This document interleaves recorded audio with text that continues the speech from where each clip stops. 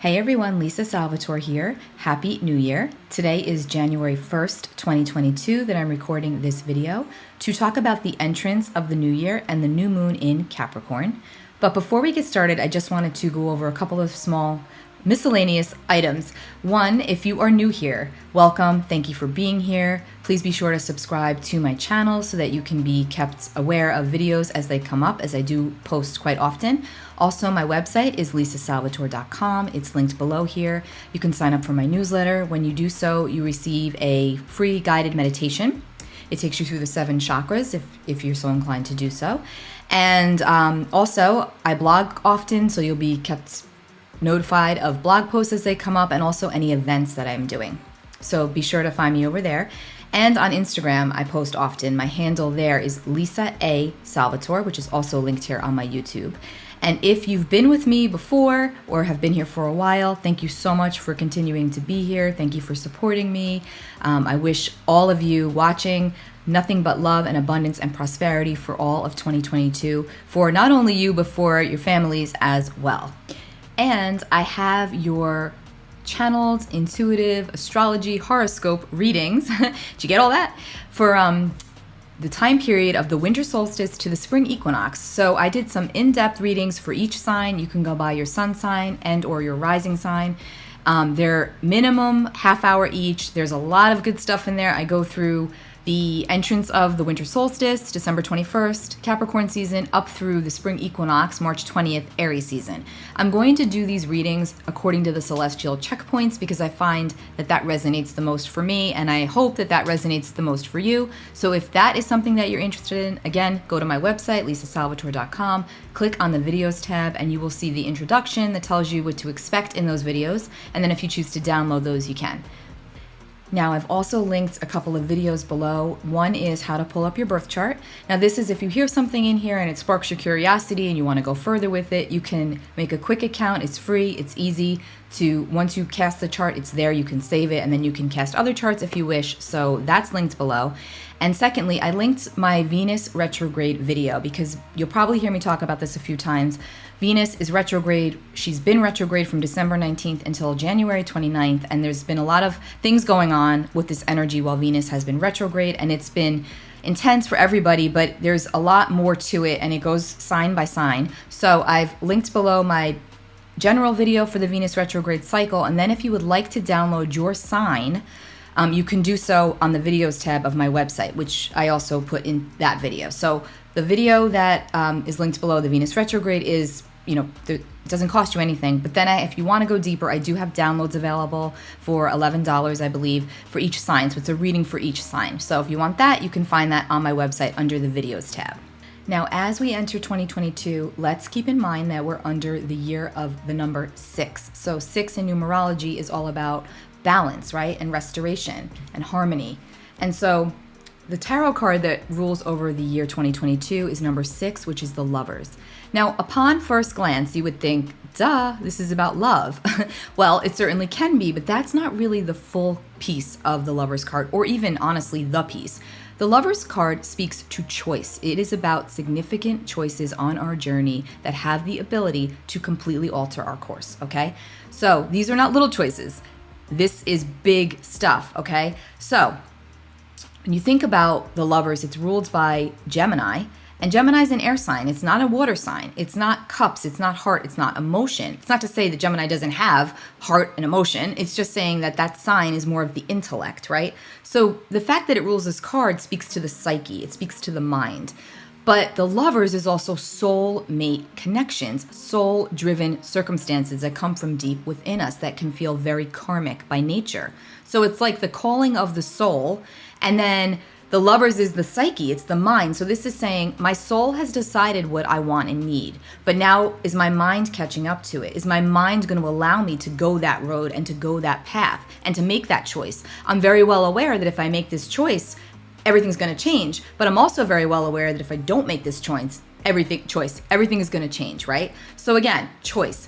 Big choices for the year of 2022 for everybody. This is going to be like, the exit of important relationships in your reality, perhaps jobs, friendships, everything. It's about, and the one question to keep going back to, is to take it inward and get real with yourself and say, is this plug and play, whatever, person, situation, is this serving my soul? Is this in alignment with who I am today? Not who I was 5 years ago or even 5 minutes ago, but who I am today. Do I feel this in my soul? Is my heart aligning here? Am I being too logical? Am I being heart-based? There's a balance here that goes on. And remember, when I teach my tarot courses, I always reference the Lover's card as being the puppy dog that we know. We walk by the pet store and there's this one puppy, and we walk by every day on our way to work, and there's this one puppy, and every time we walk by that window, that puppy stares at you longingly and barks at you, and you have this connection with this puppy because you feel it, you can see it in the eyes, and you're like, oh, I really want that puppy. And you just logically tell yourself all the reasons why you can't have that puppy. I'm never home, I have nobody else to care for it, I wouldn't want to leave this dog alone all day long. But yet every day you walk by that puppy store and that puppy is still there and no one's taking that puppy, and you become beholden to the fact that, gee, maybe this is my puppy. Maybe this is supposed to be my puppy. But then again, the mind gets in the way and says, but these are all the reasons why I can't have that puppy. Yet your soul wants that puppy. So again, what do you do, right? Do you get the dog? Do you get the puppy and change your life? Okay, because it's like having a child, right? It's changing your life. Or do you keep walking by and just leaving it to chance to see what happens with that puppy, and then someone else gets the puppy? So again, it's a funny little analogy, but it's a way to connect the fact that the Lovers is not always about love even, or human love, but rather about the choices that we make, the consequences of those choices, and also, even more important sometimes, the consequences of inaction. So again, high emphasis on this, definitely a Venus retrograde tarot card, soul-driven situation that you may want to go deep with yourself and look into, and then you can set your course and set your intentions under the energy of this new moon, which we will get to now.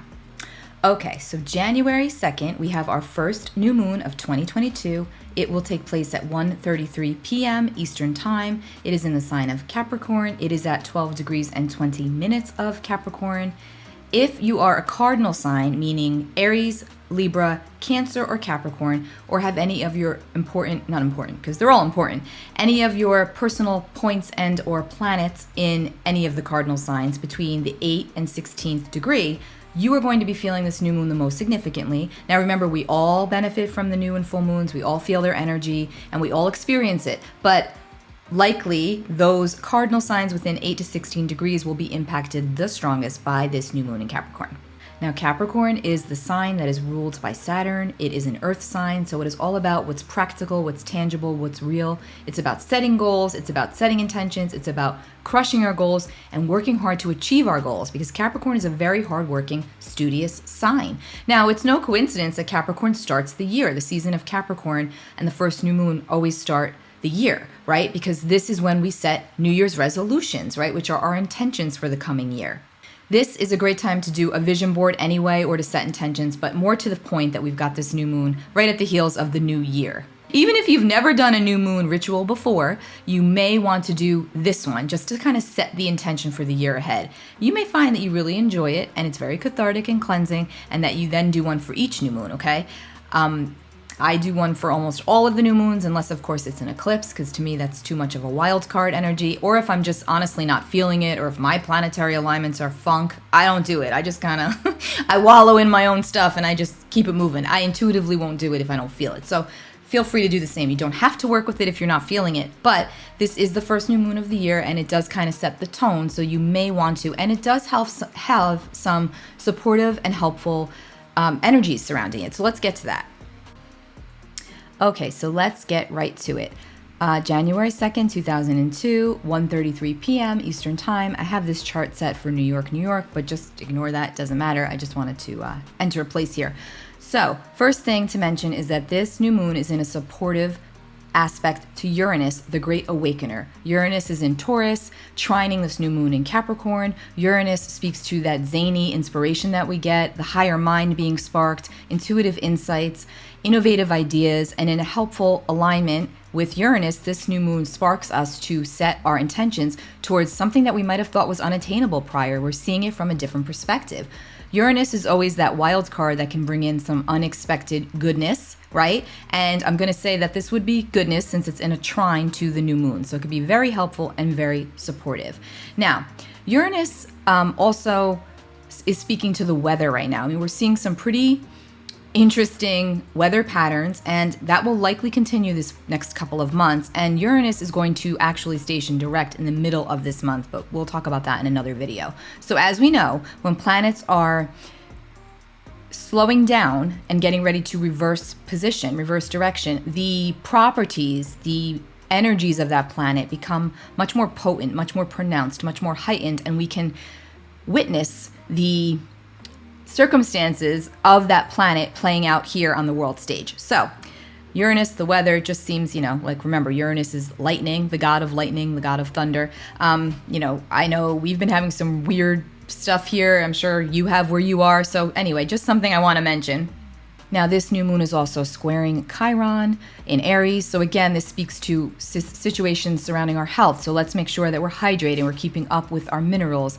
We're coming off of the holiday season, which can always bring up a lot of stress, frazzled nerves, and eating off of our routine and not necessarily keeping up with as good as we might not during the holiday season. So this also comes up. So make sure you're attending to the vessel.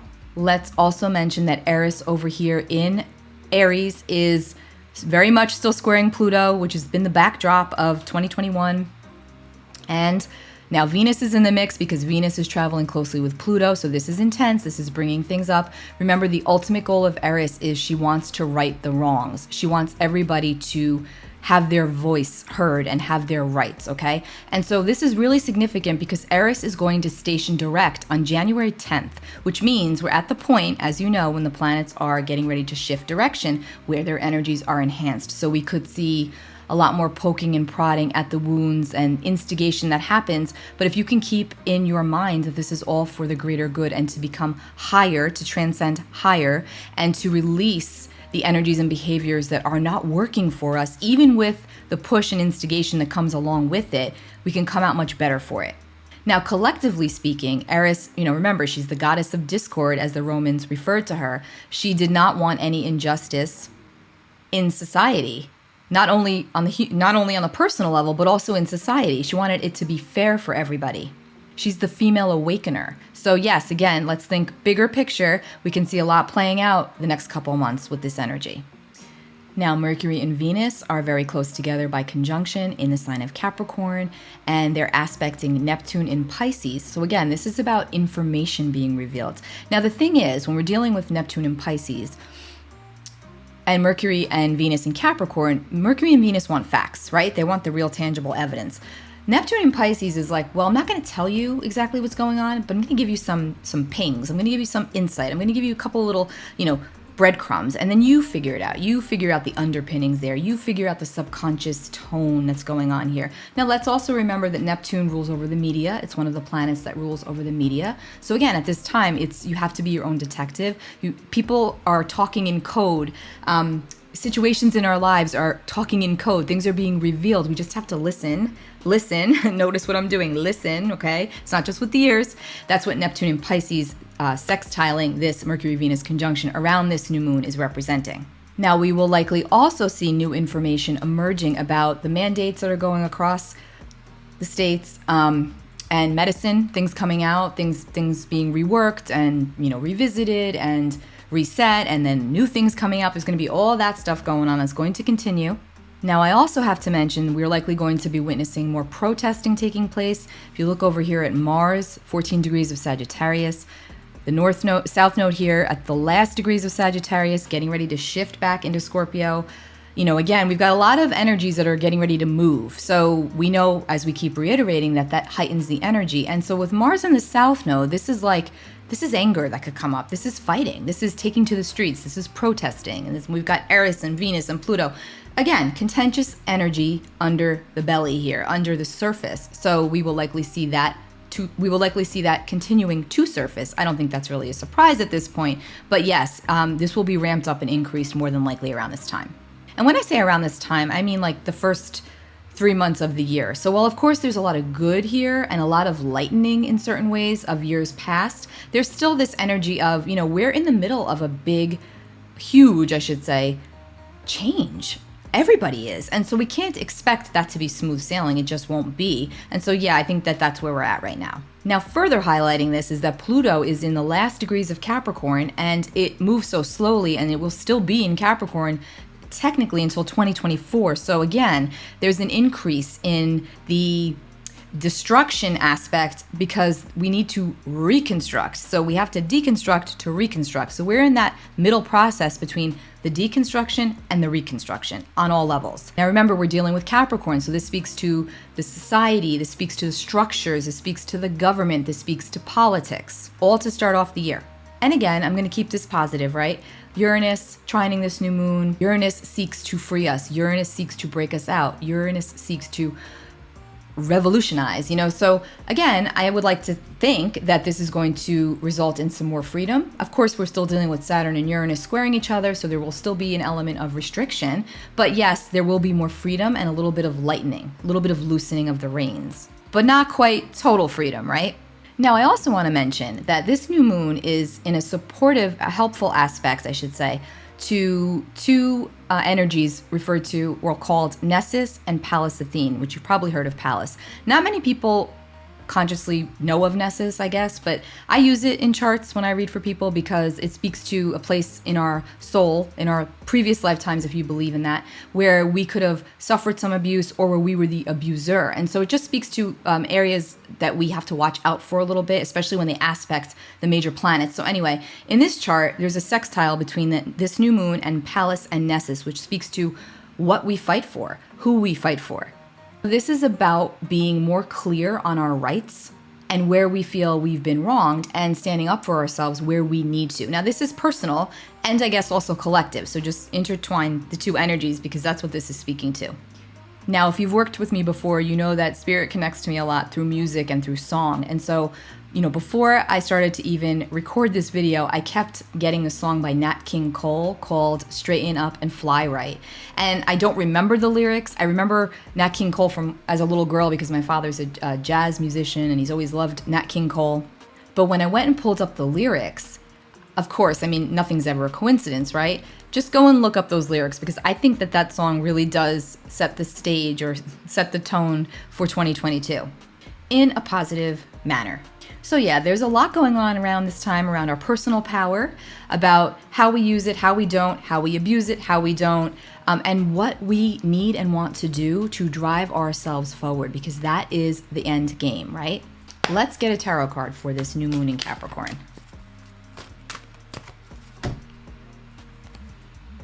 The Ten of Pentacles. This is a good one. So Pentacles, by the way, are earth. Capricorn's an earth sign. This speaks to building the structures that last and that will leave a legacy, which is definitely interesting and not coincidental because Capricorn is the sign that rules over the 10th house, which is all about our legacy in the world, that which we wish to leave behind, our reputation, our public image, the work that we're known for. The Ten of Pentacles speaks to building of those structures that are built to last and that also bring in abundance. And that is what we are working towards. So let's make this new moon the kickoff, the beginning, the entrance of all of those beautiful things and that abundant energy. And let's use the powerful, harmonizing aspect of Uranus to fuel us and those crazy ideas that we could have right now, those flashes of insight. Let's use them wisely. Take really good care of yourselves. And I will be back soon with another video as we move throughout January. Because yes, while on some levels things definitely feel brighter and lighter, there's always going to be some stuff peppered in there that's going to make us feel like, whew, what is going on? So it's my hope with these videos that helps you put more of an explanation to the WTF that you could be experiencing. Take care of yourselves, guys. Bye.